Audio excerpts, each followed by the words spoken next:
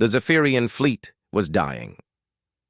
War Commander Vexthai watched his tactical display as another ship went dark, its biomechanical systems finally giving up the fight against the quantum poisoning. What had started as 12 mighty vessels was now down to 8 barely functioning ships. His crew was sick, his weapons were failing, and the humans had trapped his fleet in a cage made of pure energy. The quantum barriers that the humans had created around the inner solar system were like walls of invisible fire. Every time Vexthai tried to send a ship toward the outer system where the quantum fields were weaker, the humans would activate another amplifier and create a new barrier. His fleet was trapped in the most hostile environment they had ever encountered. "Commander, we are receiving another communication from the human fleet," his communications officer reported, his voice weak from quantum sickness. "Put it through," Vexthai said, knowing what he would hear. Captain Ryan Walsh appeared on the main screen of the Zephyrian flagship. Behind him, the bridge of the UES Defiance looked calm and efficient. The humans were not even wearing protective gear, Ryan noticed. They were completely comfortable in an environment that was killing his people. "War Commander, this is Captain Walsh of the Earth Defense Force. Your ships are dying, and your crews are suffering. We do not want to watch you die slowly. We are prepared to offer you terms for surrender," Ryan said. Vexthai had never heard those words directed at him before. In 30 years of conquest, he had always been the one offering surrender terms to his enemies. The irony was bitter, but he could not deny the reality of his situation. "What terms?" Vexthai asked, his pride fighting against his practical need to save his remaining crew. "Safe passage out of our solar system in exchange for your promise, never to return. We will provide escort ships to guide you through the quantum barriers we have created. Once you reach the outer system beyond Pluto, you will be free to leave," Ryan replied. "And what do you want in return?" Vexthai asked, knowing that no victory came without a price. "Information. We want to know about your empire, your technology, and most importantly, we want you to warn other alien species about what they will face if they try to invade our system," Ryan said. Admiral Morrison was monitoring the surrender negotiations. From Luna Station, when Dr. Elena Rodriguez contacted him with urgent news from Mars Colony. "Admiral, you need to know what we have discovered about human abilities," Elena said. "The quantum manipulation that our people have been doing naturally is not just a defense mechanism. We can actually see and control quantum fields across vast distances." "What do you mean?" Admiral Morrison asked. "Ben Parker and I have been experimenting with quantum sensing. We can detect quantum fields as far away as Jupiter. With practice, humans might be able to navigate interstellar space using quantum fields as guides. We might be natural space travelers in ways we never imagined," Elena explained. This discovery changed everything about how humanity saw their future. They were not just protected by their quantum abilities, they were potentially the most capable, spacefaring species in the galaxy. Dr. Marcus Taylor was documenting everything about human quantum abilities when he made the final breakthrough discovery. "Admiral, I think I know why humans evolved these abilities and why other species did not," Marcus announced during an emergency science conference. "Tell me," Admiral Morrison replied. "Most life probably evolves on planets that are in quiet regions of space, far from cosmic ray sources and strong magnetic fields. Those species develop advanced technology to travel between stars, but they stay in the safe, quiet zones. Humans evolved on a planet that is surrounded by quantum chaos.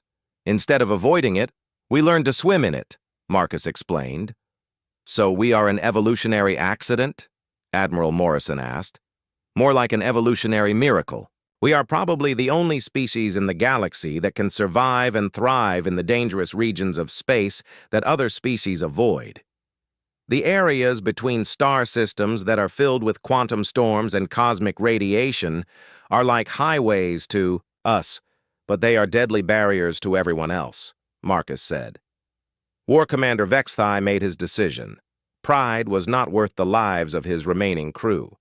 He activated the emergency surrender protocol that had never been used in Zephyrian history. Captain Walsh, I accept your terms.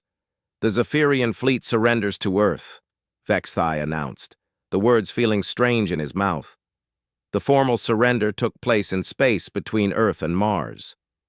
Captain Ryan Walsh, Admiral Morrison, and Dr. Elena Rodriguez met with War Commander Vexthai aboard a neutral station that both sides could reach safely.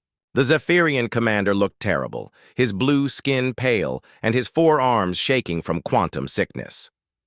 Your species is unlike anything in our records, Vexthai told the human delegation. We have contacted hundreds of civilizations across 12 galaxies. All of them fear the quantum storms that fill space between stars. You are the first species we have met that lives in those storms.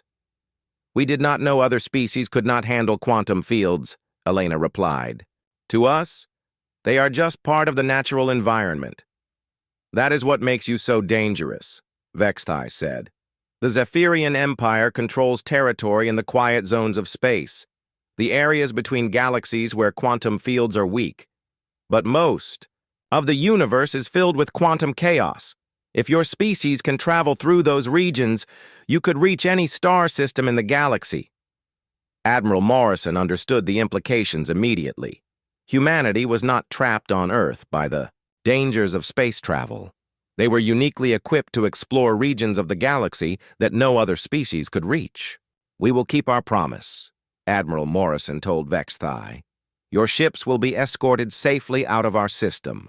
But in return, you must send a message to your empire and any other species you encounter. Tell them that Earth is protected by beings who have mastered quantum chaos. The Zephyrian fleet began its journey out of the solar system 3 days later. Human ships escorted them safely through the quantum barriers, demonstrating the same quantum control abilities that had defeated the invasion. As the alien ships reached the edge of the solar system, they broadcast a final message. The beings of the third planet are masters of quantum fields. Their space is forbidden territory. Do not attempt conquest. They are more dangerous than any species we have encountered, the message warned. 6 months later, Dr. Elena Rodriguez stood in the observation deck of Mars Colony, watching human ships practice quantum navigation techniques. The children of Mars Colony played in the artificial gardens below, completely comfortable in an environment that would be deadly to most alien species. We are not just another species trying to survive in space, Elena said to Ben Parker, as they watched a human ship disappear into a quantum storm that would have destroyed any alien vessel. We are the universe's quantum gardeners. The dangerous regions of space that other species avoid are our natural habitat. Ben smiled as he watched the children play below. They were growing up in artificial atmosphere, but they were still human children, still naturally adapted to quantum chaos. I wonder what they will discover when they grow up and start exploring the galaxy, he said. Elena looked up at the stars, knowing that humanity's real journey was just beginning. The aliens had come to conquer Earth, but instead they had taught humanity something wonderful about themselves. They were not victims of a hostile universe. They were its natural masters, capable of traveling through regions of space that other species could only dream of reaching. The war was over, but the age of human exploration was about to begin. War Commander Vexthai stood in the command center of his flagship, watching his invasion fleet slowly die around him. The quantum amplifiers that the humans had deployed were like poison in the water. Every hour that passed, more of his ships reported critical system failures. The biomechanical components that made Zephyrian ships so powerful were rotting away in the hostile quantum environment of this cursed star system. Commander, we have lost 7 ships in the past day, his chief scientist reported, his 4 arms trembling with fear. The quantum fever is spreading faster than we can contain it. The organic components of our vessels are breaking down at the molecular level. Vexthai had conquered 12 worlds without losing a single ship, but now He was watching his fleet dissolve around him. The humans had not even fought them in traditional battle. Instead, they had turned the very space around Earth into a weapon. "What about our biological shields, our adaptive defenses?" Vexthai demanded. "Nothing works, Commander. Our ships evolved to fight in clean space in the quiet regions between stars. This solar system is like swimming in acid for our biotechnology. The quantum noise here is beyond anything our systems can adapt to," the scientist explained. On Earth, Captain Ryan Walsh was leading the first human offensive in 2 months. But this was not a traditional attack with missiles and energy weapons. Instead, the UES Defiance was equipped with experimental quantum pulse generators that could create concentrated bursts of the quantum energy that was already killing the alien ships. "Target the nearest alien vessel and prepare to fire quantum pulse," Ryan ordered his weapons officer, Lieutenant Tom Baker. "Quantum pulse, ready, sir," Tom replied. "This still feels strange, shooting space energy instead of missiles." "Whatever works," Ryan said. "Fire." The quantum pulse generator sent a concentrated wave of quantum energy toward the nearest alien ship. The effect was immediate and devastating. The biomechanical hull of the alien vessel began to change color rapidly, shifting from dark purple to sickly yellow. Parts of the ship that looked like living tissue started to bubble and decay. "Direct hit, sir. The alien ship is showing massive system failures across all sections," Tom reported, hardly believing what he was seeing on his instruments. "Move to the next target," Ryan ordered. "Let us see how many of these ships we can disable before they figure out how to retreat." Dr. Marcus Taylor was monitoring the battle from his research ship when he made a discovery that changed everything about how humans understood their place in the universe. As he watched the quantum pulse weapons in action, he realized that the human operators were not just following computer instructions. They were instinctively adjusting the quantum fields in real time, making the weapons more effective through some kind of natural ability. "This is impossible," Marcus said to his research team. "The quantum pulse generators are being operated manually, but the operators are making adjustments that should require supercomputers to calculate. They are doing it by instinct." Dr. Amy Foster, his second-in-command, looked at the data on her screen. "Are you saying that humans can naturally control quantum fields?" "More than that," Marcus replied. "I think we have always been able to do it. We just never realized it because we thought quantum effects were random, but they are not random to us. We can feel them and manipulate them without even thinking about it." On Mars Colony, Dr. Elena Rodriguez was conducting her own experiments with quantum field manipulation. She had discovered that when she concentrated, she could actually sense the quantum energy fields around Mars. It felt like feeling the wind, but the wind was invisible energy that flowed through space. "Ben, try this," Elena said to Ben Parker, handing him a small device that detected quantum fields. "Close your eyes and try to feel the energy around us." Ben looked skeptical but closed his eyes anyway. After a few minutes, his expression changed. "I can feel something," he said slowly. "It is like there are currents in the air, but not air, energy currents." "Now try to push one of the currents in a different direction," Elena instructed. Ben concentrated, and the quantum detector in Elena's hand began showing readings that should have been impossible. Ben was actually moving quantum energy with his mind without any training or equipment. "How is this possible?" Ben asked, opening his eyes and looking at the detector readings. "I think this is what makes humans special," Elena replied. "We evolved in quantum chaos, so we learned to navigate it naturally. Other species probably evolved in quiet regions of space where quantum fields are stable and predictable. They never needed to develop this ability." General Patricia Stone was coordinating the human counterattack from her command center when she received reports that seemed too good to be true. Every human pilot and operator was performing far better than their training and equipment should have allowed. They were making quantum pulse weapons more effective, flying ships through quantum storms that should have been impossible to navigate, and even predicting where alien ships would move based on quantum field patterns. "It is like our people have suddenly become superhuman," General Stone told Admiral Morrison during their tactical briefing. "Pilots are navigating by quantum fields instead of instruments. Weapon operators are hitting targets they should not be able to detect. Engineers are fixing quantum equipment by touch instead of following repair manuals." "Dr. Rodriguez thinks this is a natural human ability that we never knew we had," Admiral Morrison replied. "Apparently, living in Earth's quantum environment for millions of years gave us instincts that other species lack." War Commander Vexathai received the first reports of human quantum manipulation with disbelief, then growing horror. The species he had come to conquer was not just immune to quantum poisoning, they were quantum masters. They could control the very forces that were destroying his fleet. "Commander, the humans are not using advanced technology to generate quantum attacks," his science officer reported. "Our sensors indicate that individual humans are somehow controlling quantum fields directly. This should be impossible for any biological species. How can primitive beings control forces that our most advanced scientists barely understand?" Vexathai demanded. "We do not know, Commander, but it appears that these humans have evolved capabilities that are completely unknown to our science. They treat quantum chaos like we treat regular space navigation," the science officer explained. The realization hit Vexathai like a physical blow.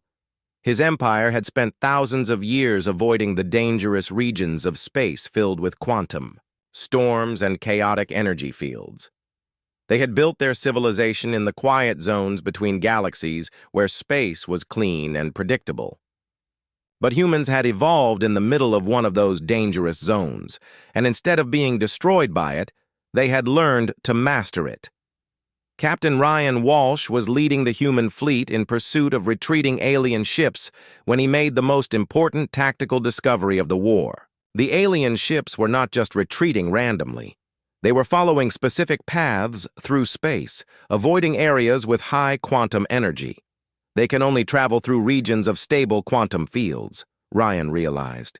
If we can create quantum barriers in their escape routes, we can trap them. Ryan contacted the quantum amplifier stations around Earth and Mars. "Deploy amplifiers along the alien escape routes. Create quantum storms that they cannot fly through."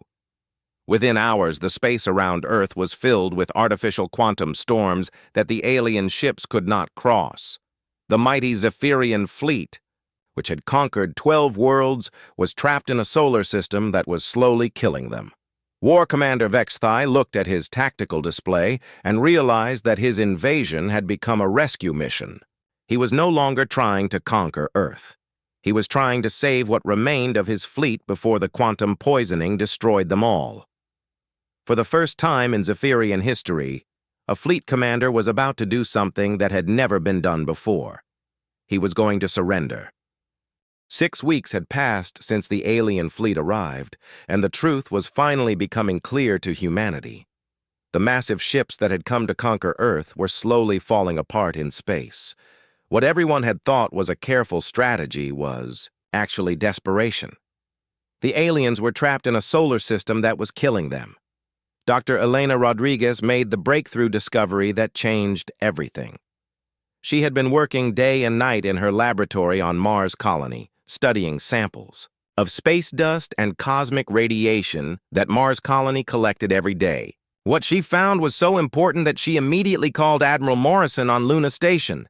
"Admiral, I need to speak with you right away. I think I know why the aliens are not attacking," Elena said, her voice filled with excitement. "What did you find, Doctor?" Admiral Morrison asked. "Humans are not normal," Elena replied. "I mean, we are not normal compared to what life should be like in most of the universe. Earth is surrounded by incredible amounts of quantum energy. Solar radiation, cosmic rays, magnetic fields from the planets, all of it creates a soup of quantum noise that would be deadly to most forms of life. But we live in it just fine," Admiral Morrison pointed out. "Exactly. We evolved here so we learned to not just survive in quantum chaos, we learned to thrive in it. Our bodies, our brains, even our technology, everything about us is designed to work in this environment. But what if you came from somewhere clean and quiet? Elena asked. Admiral Morrison was quiet for a moment as he understood what Elena was saying. You are telling me that the thing that makes space dangerous is actually protecting us? More than that, Elena continued. I think humans have a natural ability to handle quantum energy that most species would never develop. We have been swimming in quantum chaos our entire evolutionary history. The aliens probably come from a part of space where quantum fields are stable and predictable. Dr. Marcus Taylor was conducting his own experiments aboard the UES Discovery when Elena shared her findings with him.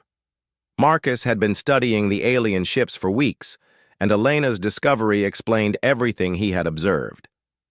That is why their biomechanical ships are breaking down, Marcus said during an emergency conference call with Earth's top scientists and military leaders. Living tissue that evolved in quantum-stable environments cannot survive in the quantum storm that surrounds Earth. So what you are both saying is that our solar system is naturally toxic to them, asked General Patricia Stone from her command center in NORAD. Not just toxic, Elena replied from Mars. I think it is giving their ships a form of quantum poisoning.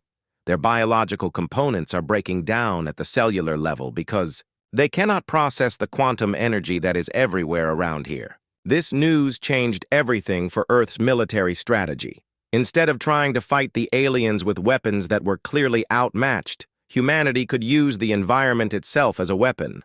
General Stone immediately ordered her teams to begin working on a new type of defense system. If quantum energy is what is hurting them, then we need to figure out how to make more of it, she announced. Engineer Sam Mitchell was put in charge of the project.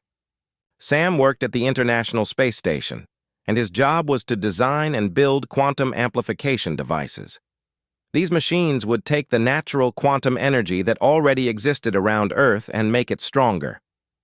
The idea is simple, Sam explained to his engineering team.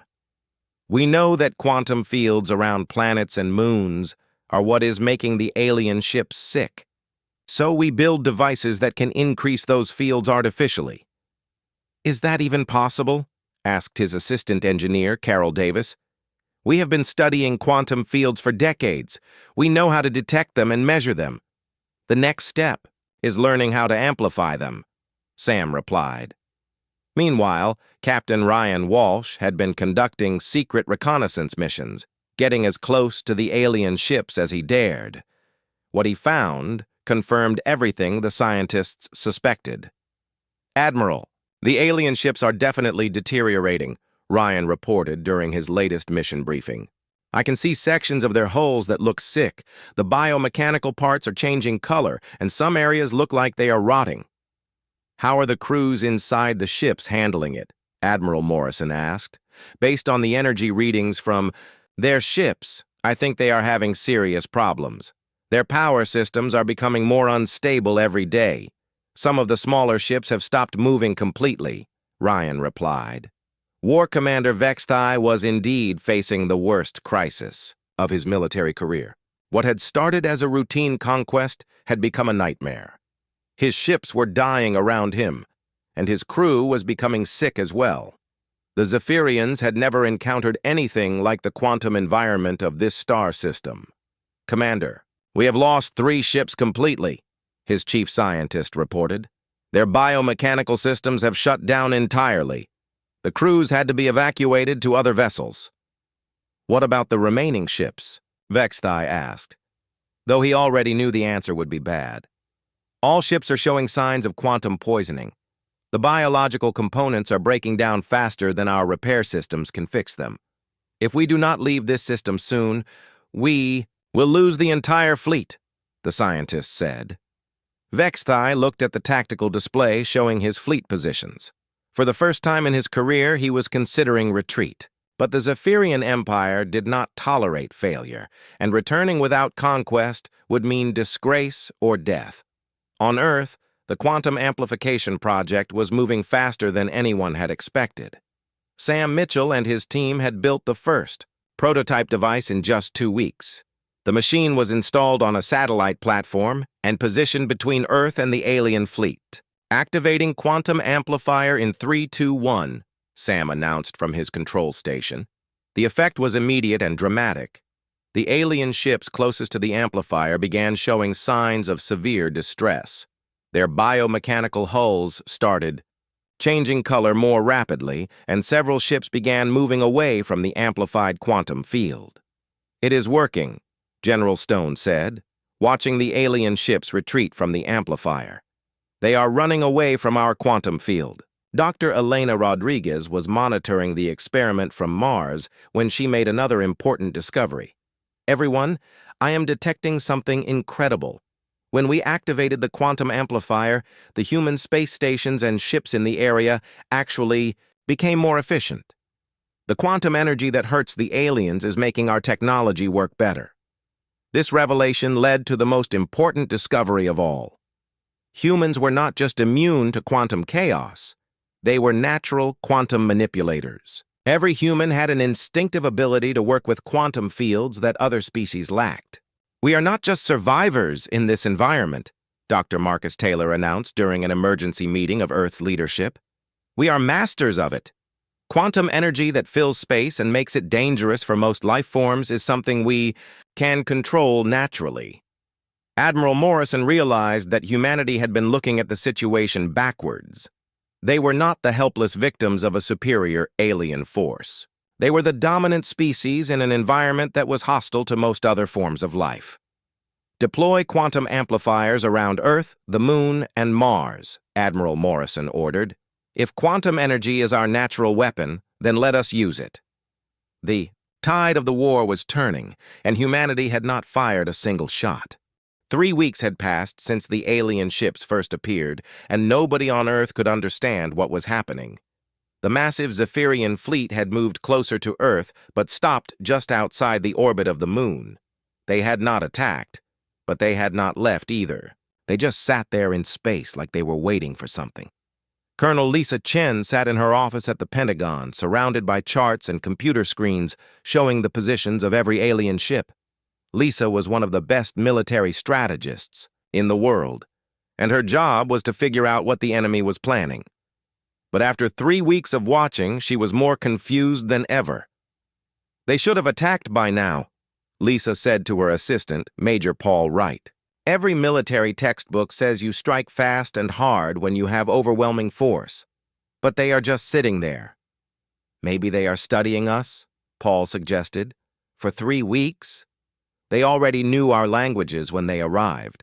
They have been watching us for years, maybe decades." "So why are they waiting now?" Lisa asked, staring at the alien ship positions on her main screen. The answer was something no human could have guessed. War Commander Vexithai was dealing with a crisis, unlike anything in Zephyrian history. His ships were getting sick. The biomechanical systems that powered his fleet were malfunctioning in ways that made no sense to his scientists. "Report!" Vexithai commanded his chief scientist, a tall creature with blue skin and 4 arms. "Commander, our ships are experiencing what can only be described as biological stress.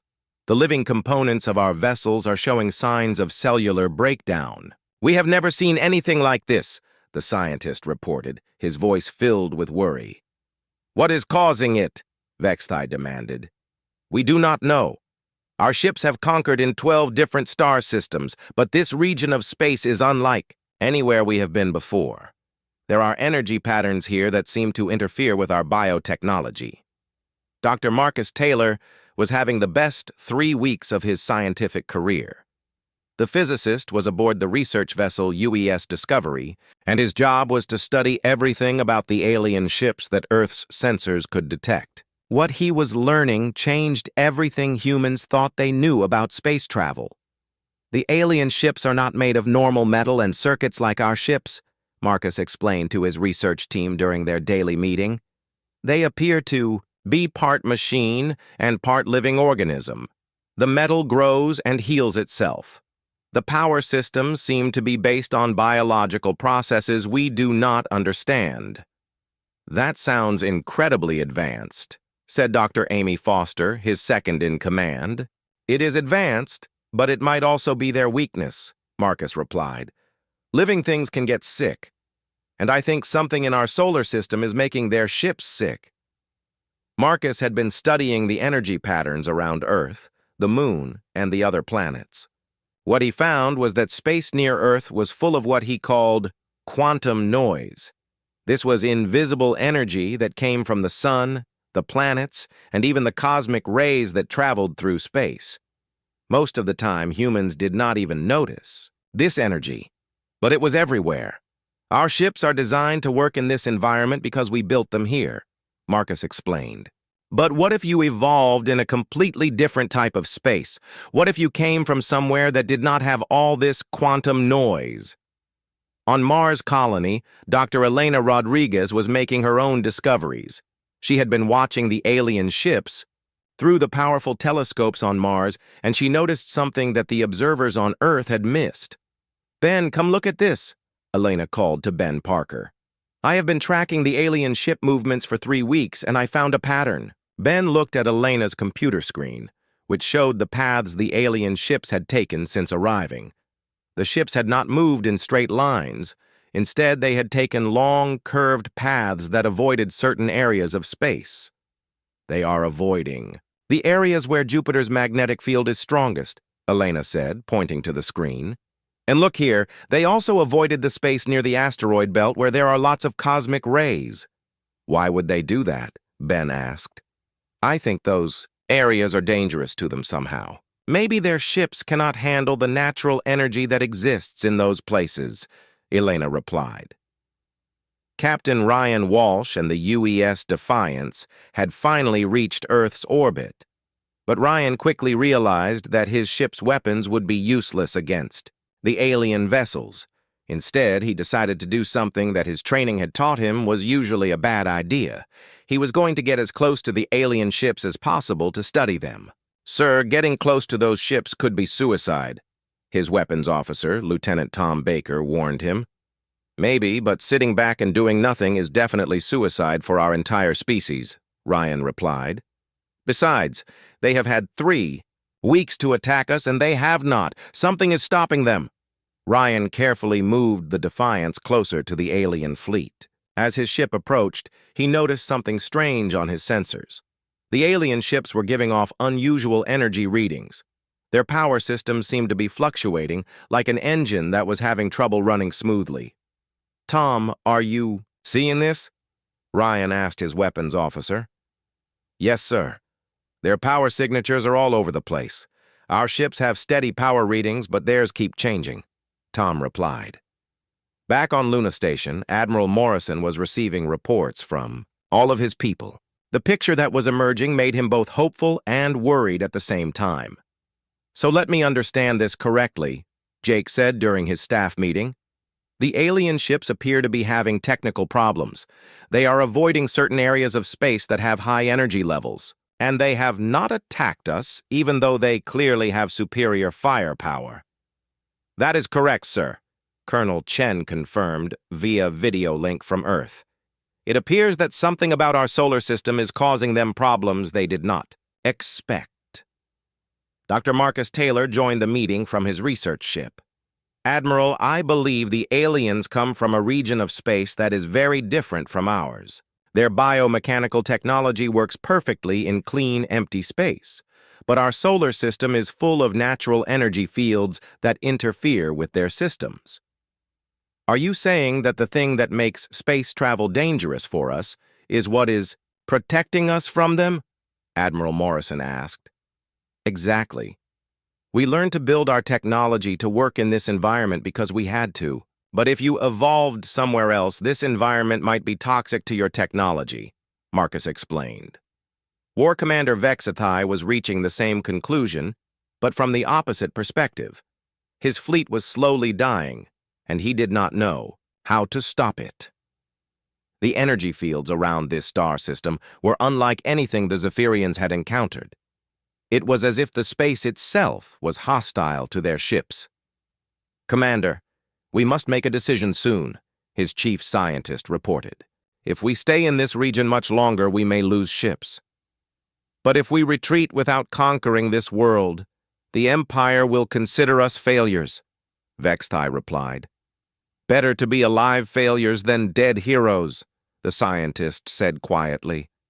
Humans did not know it yet, but they had already won the first battle of the war. They just had to figure out how to win the rest of it. The first warning came at 3:47 a.m. on a Tuesday morning when the Deep Space Monitoring Station picked up something impossible. Lieutenant Katie Murphy was drinking her 5th cup of coffee when the screens in front of her started flashing red. She had been watching empty space for 6 months, and now suddenly there were objects the size of small cities appearing out of nowhere.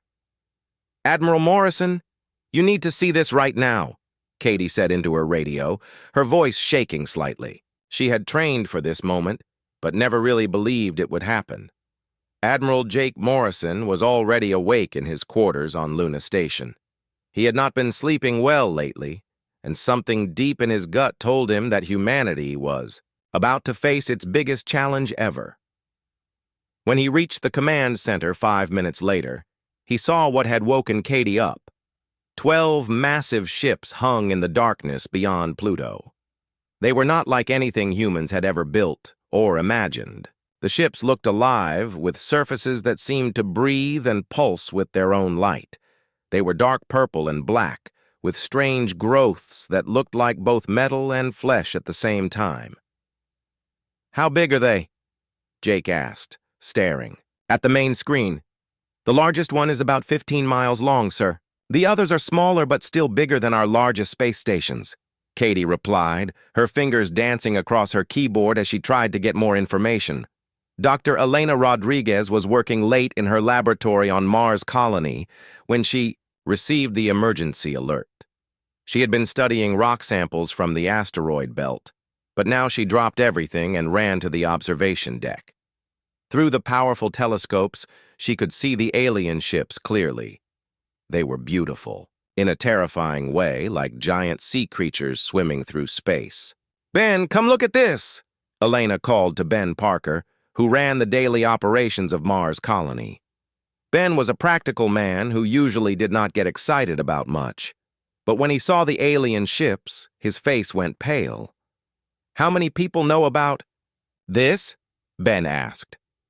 Everyone will know soon enough, Elena said. Those ships are not trying to hide. Back on Luna Station, Admiral Morrison was trying to figure out what to do next. Earth's defense forces had prepared for many things, but 12 city-sized alien ships was not one of them. The ships had not moved since appearing, but something about their position made Jake nervous.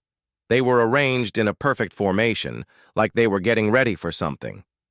Captain Ryan Walsh was aboard the UES Defiance, humanity's most advanced warship, when the alert came through. His ship was near Jupiter, running routine patrols. The Defiance was fast and well-armed, but compared to what was showing up on his screens, it looked like a toy boat next to a whale. Set course for Earth immediately, Ryan ordered his crew. Maximum speed. Sir, at maximum speed we will not reach Earth for 3 days, his navigation officer reported.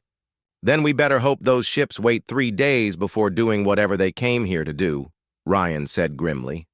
The waiting did not last long. 6 hours after the ships appeared, every radio, television, and communication device on Earth started receiving the same message. The voice was cold and electronic, but the words were in perfect English. People of the third planet, your world now belongs to the Zephyrian Empire. You will surrender all military forces immediately. Any resistance will result in the complete destruction of your species. You have 12 of your hours to comply, the message repeated in every human language. Somehow, the aliens knew exactly how to communicate with humanity. This fact scared Admiral Morrison more than the ships themselves. It meant the aliens had been watching Earth for a long time. President Helen Clark called an emergency meeting with military leaders from around the world. The meeting took place in a secure bunker deep underground, but everyone knew that if the alien ships were as powerful as they appeared, no bunker would be safe. What are our options? the president asked Admiral Morrison during the video call. Honestly, ma'am, our options are limited. Our best weapons are designed to fight other humans, not alien technology we know nothing about, Jake replied. But we cannot just surrender without trying to defend ourselves. Dr. Elena Rodriguez had been studying the alien ships for hours when she noticed something strange. The ships were maintaining a very specific distance from the sun. They were also avoiding the areas of space where Jupiter's magnetic field created unusual energy patterns. This seemed odd for ships that could travel between stars. Ben, look at this, Elena said, pointing to her computer screen. The alien ships are not moving in straight lines. They are going around certain areas of space. Maybe they are avoiding our satellites or space stations, Ben suggested. No, they are avoiding areas where there is a lot of natural energy from the planets and the sun. Why would ships that advanced need to avoid natural space phenomena? Elena wondered. Meanwhile, Captain Ryan Walsh and the Defiance were pushing their engines to the limit, trying to reach Earth before the 12 hours were up. Ryan knew his ship could not win a fight against the aliens, but he also knew that humanity had to try something. As the deadline approached, the alien ships began to move. They did not head straight for Earth as everyone expected. Instead, they moved slowly and carefully like they were testing the space around them. They stopped frequently and seemed to scan the area before moving forward again. They are acting like they are afraid of something, Katie Murphy observed from her monitoring station. Afraid of what? They are the ones with the massive ships, Admiral Morrison replied. But Katie was right. The alien ships were being very careful. War Commander Vexthai, the leader of the Zephyrian fleet, was experiencing something he had never felt before in 30 years of conquering worlds. His ships were sending him warning signals he did not understand.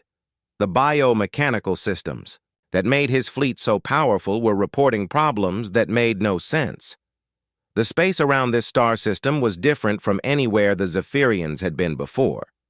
It was full of chaotic energy patterns that seemed to interfere with their ship's living components. Vexthai had conquered 12 worlds without losing a single ship, but now his fleet was showing signs of stress before the battle had even begun. As the 12-hour deadline passed, the alien ships continued their slow approach toward Earth. But something was wrong. Instead of the swift, decisive attack that had destroyed other civilizations, the Zephyrian fleet was struggling with something they had never encountered before. The very space around Earth seemed to be fighting them, and they did not know why.